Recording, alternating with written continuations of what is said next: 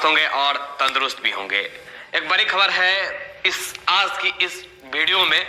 BPSC TRE 2.0 की बहाली जो आई है, इसमें किस कैटेगरी में कितना परसेंट सीट जो है वो रिजर्व करने का प्रयास है, या फिर अब से लेकर के और आने वाले समय में जो जब भी बहालियां बिहार में आएंगी, चाहे किसी भी प्रकार की बहाली हो, सारे कैटेगरी वाइज जो भी है वो सीट अब रिजर्व किया जा रहा है। जातीय जनगणना बिहार में हुआ है। जातीय जनगणना के आधार पर जिनकी जितनी संख्या उनकी उतनी हिस्सेदारी, ऐसी एक परंपरा सा छिड़ गया है बिहार में। राजनीतिक वाले तो भैया यही चाहते ही हैं। और अभी विधानसभा सत्र स्टार्ट, कल से विधानसभा सत्र स्टार्ट हो गया है। इस सत्र में बहुत बड़ी आप लोग के बीच एक जानकारी जल्द ही मिलेंगी, और पब्लिकली होने से पहले मैं आप लोग के बीच जानकारी देना चाह रहा हूं क्या कुछ होने जा रहा है विधानसभा सत्र में। वीडियो को लाइक, शेयर और सब्सक्राइब अवश्य कर दीजिएगा। नए हो तो सब्सक्राइब जरूर करके जुड़ जाइएगा, ताकि भविष्य में जो भी वीडियो अपलोड है आपके पास पहुंच जाए। अभी बीपीएससी टीआरई 2 अपने कॉलेज फॉर्म को साइन नहीं किया बेटा, लेकिन मुंबई क्यों? 2.0 की बहाली आई है। साथ में बीपीएससी टीआरई 2.1 यानी कि 1.0 की जो बहाली, यानी कि रिसेंटली में अभी एक बहाली एंडिंग स्टेज पे है, उसके बारे में भी हम बात करेंगे। पहले हम बात कर ले रहे हैं 2.0 के बारे में।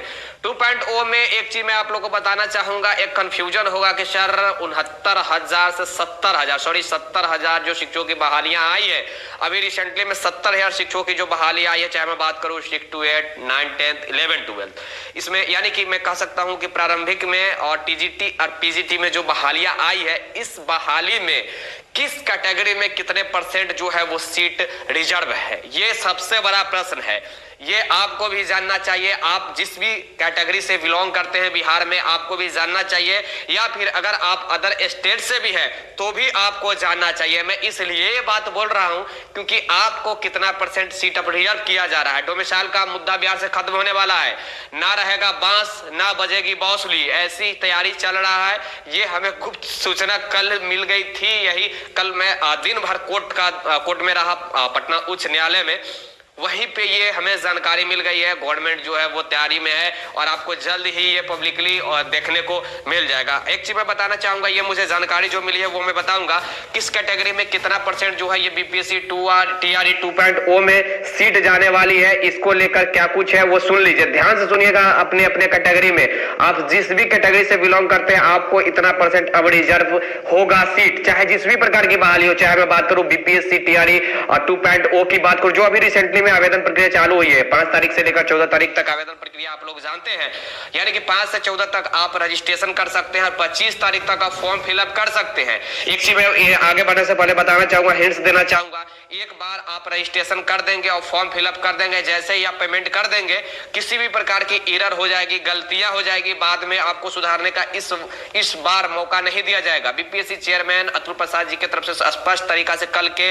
बयान में कहा गया है। तो मैं ये कहना चाह रहा हूं कि पहले आप रजिस्ट्रेशन कर ले, 1-2 दिन बाद फिर फॉर्म फिलअप करें। रजिस्ट्रेशन में किसी प्रकार की गलतियां हो जाती है, जैसे कि आधार कार्ड में मिस्टेक हो, नाम में मिस्टेक हो, पिता के नाम में मिस्टेक हो, एड्रेस में मिस्टेक हो, या फिर डॉक्यूमेंट आप गलत जो अपलोड कर दिए हैं। आधार कार्ड में भी सर्टिफिकेट सीटेट या फिर स्टेट का सर्टिफिकेट नंबर और इशू डेट मांगा जा रहा है, तो वो शायद परेशानी आपका दूर हो गया होगा। मैं शुरू में ही बता दिया था, कल ही बताया था मॉर्निंग के सेशन में।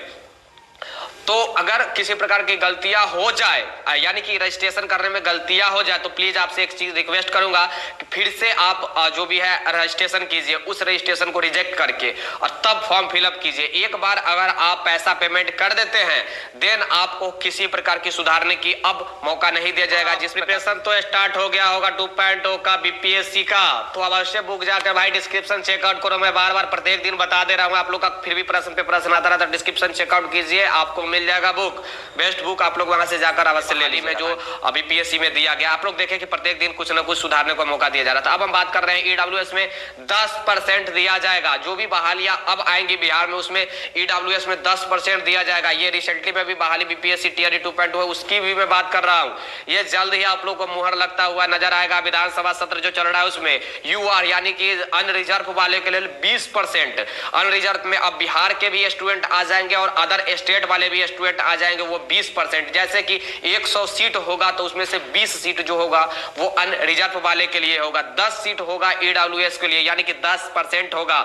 एससी के 16%, मैं फिर से कहूंगा शेड्यूल कास्ट यानी कि एससी कैटेगरी से जो बिलोंग कर रहे हैं शेड्यूल कास्ट को, उनको 16% जो है अब से बहालिया में मौका मिलेंगी, यानी कि मौका नहीं सॉरी सीट रिजर्व रहेगा, यानी कि 16 सीट 100 सीट में से आपको रिजर्व देखने को मिलेगा। देन एसटी की 2% यानी कि शेड्यूल टेट जो भी है उनको 2% का सीट। एसटी का फुल फॉर्म क्या होता है एक बार आप लोग को वैसे बताइएगा, मैं शायद भूल रहा हूं।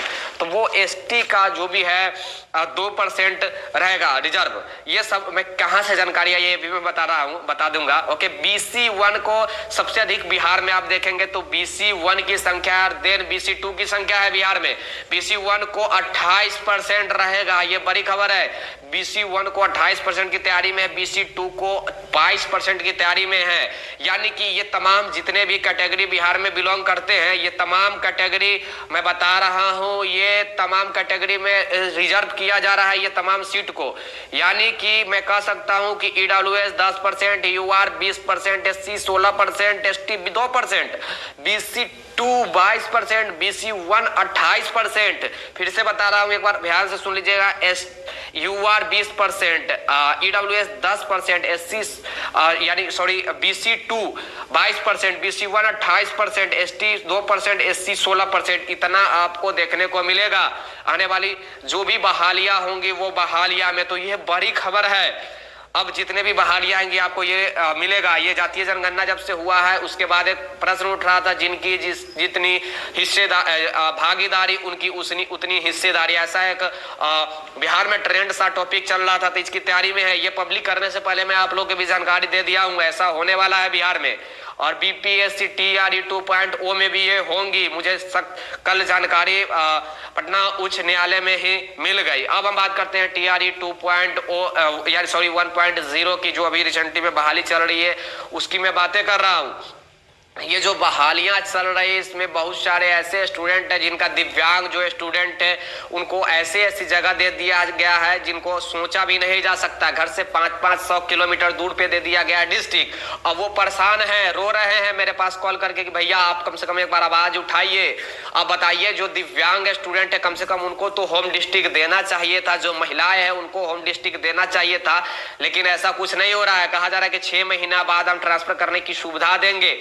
अब कौन जाने कि भविष्य में 6 महीना बाद ट्रांसफर करने की सुविधा मिलेगी ना मिलेगी, क्योंकि इलेक्शन भी है, इलेक्शन खत्म हो जाएगी उसके बाद पता चलेगा कि तू कौन तो हम कौन वाली सिचुएशन हो जाता है किसी भी राज्य किसी भी प्रांत की मैं बात कर रहा हूं।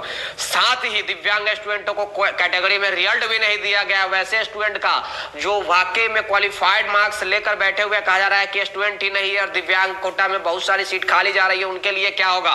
क्या वाकई में सेकेंड मेरिट लिस्ट आएगा तो उनके लिए लाया जा रहा है या नहीं लाया जा रहा है? और एक तरफ सेकेंड मेरिट लिस्ट की जो बड़े पैमाने पर मांग उठ रही है पटना गर्दनी बाग में पिछले 4 दिनों से आप देखेंगे तो स्ट्राइक पे स्टूडेंट लोग बैठे हुए हैं। हालत भी किसी स्टूडेंट का तबियत खराब हो गया है, भूख हड़ताल पे बैठे हुए हैं, अनशन पे बैठे हुए हैं, गांधी की मूर्ति रखकर और अनशन पर बैठे हुए हैं।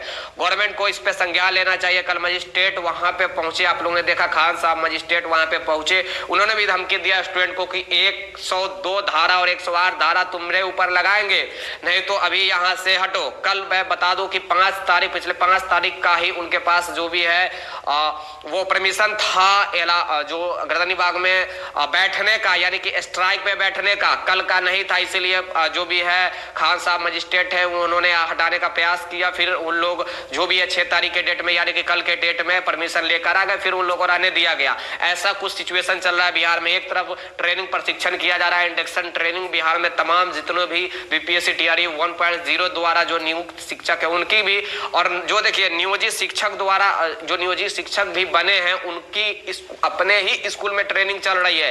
ये बड़ी बात है। आप लोग जानते हैं कि एक तरफ नियोजित शिक्षक एक्सपीरियंस व्यक्ति है तो उनको अपने ही स्कूल में ट्रेनिंग चल रही है, साथ में जो नए शिक्षक है उनको स्कूल में नए स्कूल में भेजा गया है।